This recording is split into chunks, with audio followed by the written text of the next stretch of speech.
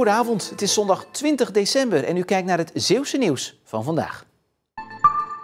Dominee Pieter Godijk uit Renesse heeft vanmiddag een koninklijke onderscheiding ontvangen. Burgemeester Jack van der Hoek van Schouwen-Duiveland was na de afscheidsdienst van de dominee in de Jacobuskerk gekomen. In 1996 werd hij predikant van de hervormde gemeente Renesse-Noordwelle en nu gaat hij met emeritaat. Met pensioen. Voor iedereen staat hij klaar. Het is niet het ouderwetse beeld van de stijve dominee. Hij is warm, hartelijk, onorthodox. Ging ook gelijk mee met Koninginnedag in de route. Zijn verkleden.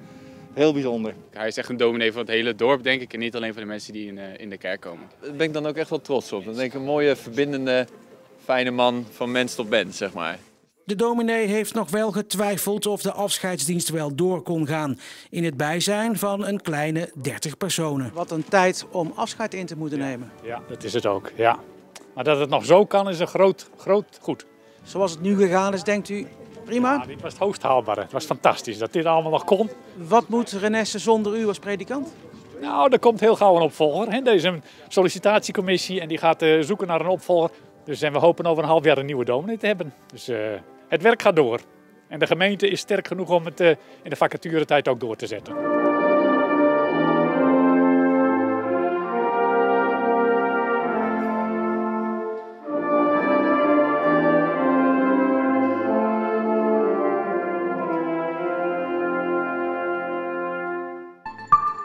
In het laatste etmaal zijn er 118 coronabesmettingen van Zeeuwen gemeld.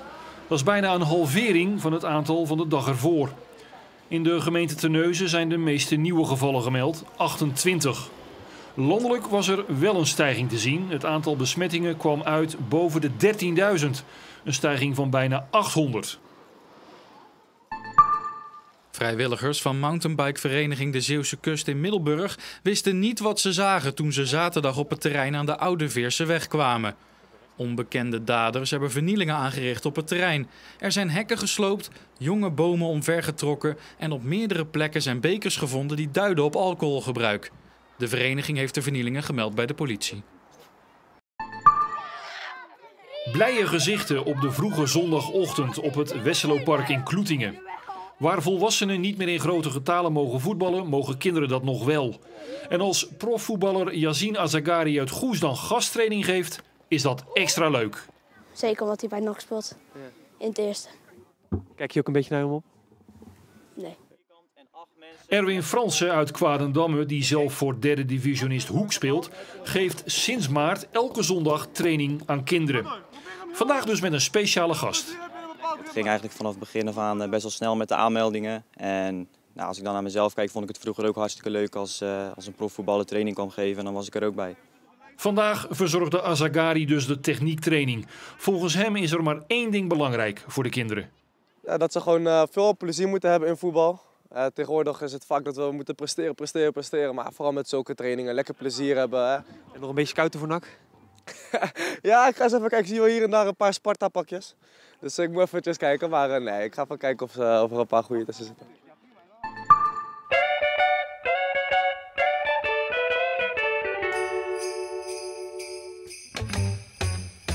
Het kersthuis van de familie Van der Velde in Vlissingen.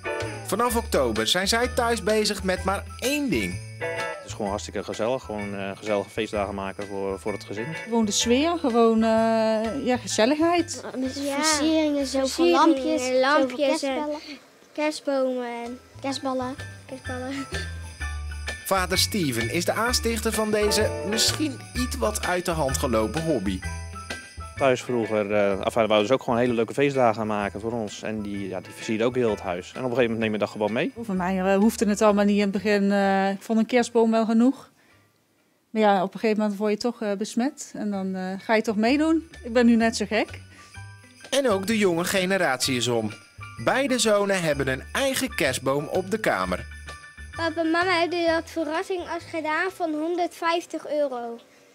Ja, wij hebben 2 jaar al kerstboom op onze kamer. 2 jaar. Maar aan al het mooie komt ook een eind. Ja, meestal 1 januari gaan we beginnen met afbreken, dus echt in het nieuwe jaar. En dan gaan we alles van zijn plek afhalen, alles in de olie zetten, schoonmaken en dan weer opruimen. En dan wachten we weer tot oktober en dan gaan we weer beginnen. Fijne kerstdagen. Gelukkig nieuwjaar. Doei.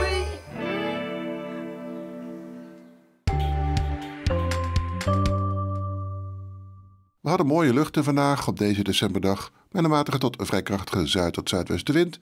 Met wat sluierbewolking, maar vooral toch de zon erbij. En in Zuid-Beveland en op Tolen, daar kwam vooral een bui voorbij. Verder bleven de meeste buien op zee, maar de stroming draait vanavond iets bij naar het zuidwesten en de kans op een bui neemt ook toe. Maar het is vrij lokaal, vannacht is het vrijwel overal droog. Wel raakt het bewolkt, want er komt morgen dus vrij veel regen aan. Morgenochtend komt die regen snel over de hele provincie. Het gaat ook langdurig regenen in de ochtend en morgenmiddag plus morgenavond en dinsdagnacht is het ook vrij buig. Morgen alleen al kan er al 10 mm of meer vallen. Het zal lastig zijn op de weg. Er staat ook een vrij krachtige tot harde wind die draait van zuid-zuidoost naar het zuidwesten. Dinsdag overdag is er veel minder wind. Er is kans op enkele buien, maar er is ook wat zon. Daarna komt er woensdag nog een storing voorbij met vrij veel regen. Donderdag draait de wind naar het noorden en het geeft nog enkele buien. Kerstdag is komende vrijdag, dan blijft het bij een lokale bui en is het vriendelijke weer met af en toe wat zon. En tot zover. Hierna kunt u nog kijken naar de laatste getuigen en Trots op Zeeland. Tot zover. Voor u nog een fijne avond.